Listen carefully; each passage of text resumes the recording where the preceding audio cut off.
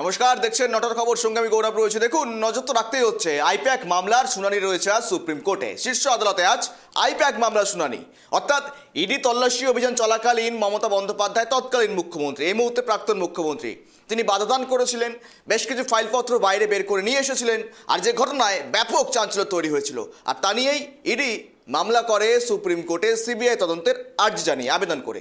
সেই মামলাতেই রাজ্য এবং মমতার আইনজীবী বিরোধিতা করে সিবিআই আবেদনের, সিবিআইয়ের মূলত তদন্তের জন্য, এবং সেখান থেকেই বলা যেতে পারে এই মিলিয়েই আইপ্যাক মামলা শুনানি রয়েছে সুপ্রিম কোর্ট। আর সেখানেই বেলা 12টা নাগাদ ওই মামলা শুনানি হবে বিচারপতি প্রশান্ত কুমারের বেঞ্চে। দেখুন, ইতিমধ্যে সরকার পরিবর্তন হয়েছে, নতুন সরকার বঙ্গে স্থাপিত হয়েছে, গেরুয়া শিবিরে একদম মুখরিত গোটা বাংলা, এবং সেখান থেকে শুভেন্দু অধিকারী এখন বর্তমান মুখ্যমন্ত্রী, কিন্তু তৎকালীন মুখ্যমন্ত্রী ছিলেন মমতা বন্দ্যোপাধ্যায়। সেই সময় হয়েছিল মামলা, কিন্তু আজ নতুন সরকার, নতুন পরিস্থিতি হওয়ার পর কোন দিকে জল গড়ায় সেটাই এখন দেখার থাকছে।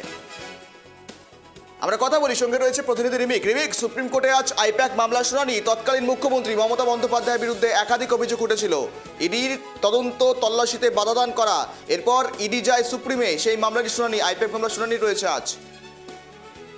একদমই দেখো গৌরব, আমরা দেখেছি যে আইপ্যাকের দপ্তরে এই কয়লা পাচার এবং এই মামলা তদন্ত করতে গিয়ে আইপ্যাক দপ্তরে হানা হয় এবং আইপ্যাকের কর্ণধার প্রতীক জৈনের বাড়িতে তল্লাশি চালাতে যায় এবং তারপরে সেখানে পৌঁছে যান তৎকালীন মুখ্যমন্ত্রী, প্রাক্তন মুখ্যমন্ত্রী মমতা বন্দ্যোপাধ্যায়, এবং তিনি আইপ্যাকের দপ্তর থেকে বেশ কিছু নথি, ইলেকট্রনিক গেজেট নিয়ে বেরিয়ে আসেন। তারপরেই আদালতের দ্বারস্থ হয় কেন্দ্রীয় তদন্তকারী সংস্থা ইডি। তারা প্রথমে কলকাতা হাইকোর্টে যায় এবং তারপর সুপ্রিম কোর্টে এই মামলা চলছে, এবং আজকেও কিন্তু সুপ্রিম কোর্টের বিচারপতি প্রশান্ত কুমারের বেঞ্চে এই মামলার শুনানি হবে।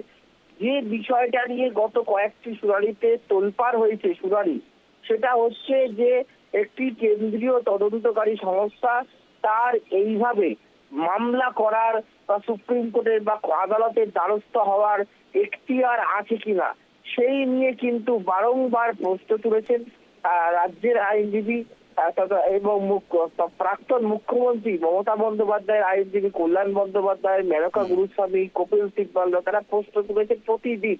একটা সাংবিধানিক সংকটের তারা প্রশ্ন তুলছে যে এইভাবে কোনো কেন্দ্রীয় তদন্তকারী সংস্থা একটি ফেডারেল স্ট্রাকচারের মধ্যে থেকে তারা কোনোভাবেই একটি রাজ্যের মুখ্যমন্ত্রী বা এইভাবে স্বতঃপ্রণোদিত ভাবে কোনো মামলা করতে তারা পারে না, তাদের এখতিয়ার নেই, সেই নিয়ে প্রশ্ন উঠেছে। এবং আইনের বিভিন্ন ধারা নিয়ে দুই পক্ষের মধ্যে এই শুনানিতে উত্তপ্ত বাক্য বিনিময় হয়েছে, যুক্তি পাল্টা যুক্তি হয়েছে।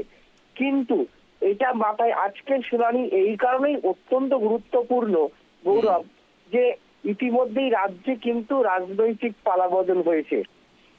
মমতা বন্দ্যোপাধ্যায় এবং তার সরকার কিন্তু পতন হয়েছে এবং রাজ্যে নতুন বিজেপি সরকার এসছে।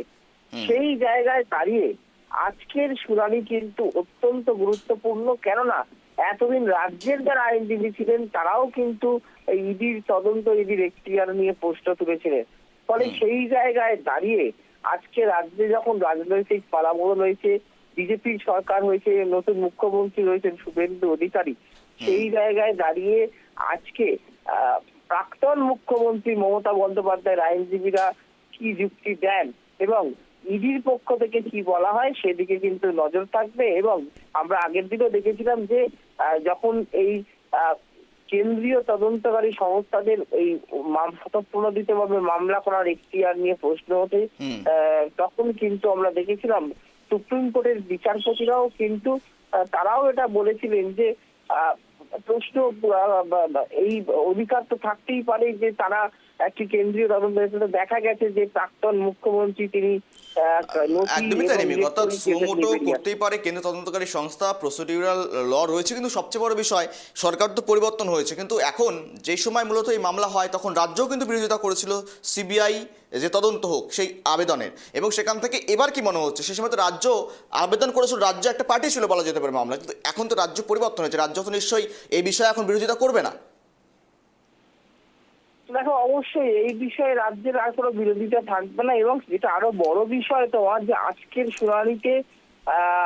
শুনানি কতটা এগোবে সেটা নিয়েও একটা প্রশ্ন থেকে যাচ্ছে। কেননা সরকার বদল হওয়ার পর সরকারের বা রাজ্যের আর নতুন আইনজীবীদের প্যানেল তৈরি না হওয়া পর্যন্ত রাজ্য এখন কোনো মামলায় সেভাবে পার্টিসিপেট করতে পারবে না। আমরা ইতিমধ্যেই দেখেছি কলকাতা হাইকোর্টের প্রধান বিচারপতি সহ অন্যান্য বিচারপতিদের কাছে কিন্তু সেই আবেদন করা হয়েছে যে নতুন সরকারের তাদের আইনজীবীদের প্যানেল এখনো তৈরি হয়নি। ফলে রাজ্যের পক্ষ থেকে আজকে দেখো, যেহেতু এখানে সরাসরি প্রাক্তন সিপি থেকে শুরু করে প্রাক্তন ডিজি থেকে শুরু করে একাধিক প্রশাসনিক বা পুলিশ আধিকারিক বা প্রশাসনিক আধিকারিকদের নাম যুক্ত এই আইপ্যাক মামলায় ইডি তাদের রিপোর্টে দিয়েছে। সেখানে তো রাজ্য এই মামলার একটা অন্যতম অংশীদার বা পার্টি। সেই জায়গায় দাঁড়িয়ে এতদিন তো প্রাক্তন গত সরকারের যারা আইনজীবী ছিলেন তারা এই মামলায় পার্টিসিপেট করেছেন, সওয়াল জবাব করেছেন, কিন্তু সরকার বদল হয়েছে, নতুন সরকারের নতুন আইনজীবীদের প্যানেল এখনো কিন্তু সেই তৈরি হয়নি। ফলে আজকে এই মামলার কতটা শুনানি হবে সেটা নিয়েও কিন্তু পাশাপাশি একটা আশঙ্কা থাকছে। তাই জন্যই বলছি যে সরকার বদলের পর প্রথম আজকে সুপ্রিম কোর্টে আইপ্যাক মামলার শুনানি হচ্ছে। ফলে সেই দিক থেকে অত্যন্ত তাৎপর্যপূর্ণ, সকলের নজর থাকবে যে আজকে আদালতে কি হয়। কেননা রাজ্যের পক্ষে কোনো আইনজীবী কিন্তু আজকে সওয়াল করবেন না, কারণ এখনো পর্যন্ত সেরকম কোনো খবর নেই যে নতুন সরকারের আইনজীবীদের প্যানেল তৈরি হয়েছে বা নতুন সরকার এই সুপ্রিম কোর্টে যে মামলাগুলো চলছে, যে মামলাগুলোতে রাজ্য পার্টি, সেখানে রাজ্যের আইনজীবী কে হবেন বা কারা সওয়াল করবেন সেটা কিন্তু এখনো পর্যন্ত পরিষ্কার নয়, বা যেটা শোনা যাচ্ছে যে এখনো নতুন সরকারের আইনজীবীদের প্যানেল তৈরি হয়নি। প্যানেল না তৈরি হওয়াতেই ব্যাপক একটা সংশয়ের মধ্যে রয়েছে আদত মামলা কতদূর করাবে। ধন্যবাদ আপাতত সঙ্গে থাকার জন্য। সুপ্রিম কোর্টে আজ আইপ্যাক মামলা শুনানি, কিন্তু নতুন সরকারের আমলে পরিস্থিতি পরিবর্তন হয়েছে, অর্থাৎ সরকার পরিবর্তনের প্রথম মামলা শুনানি আজ সুপ্রিমে।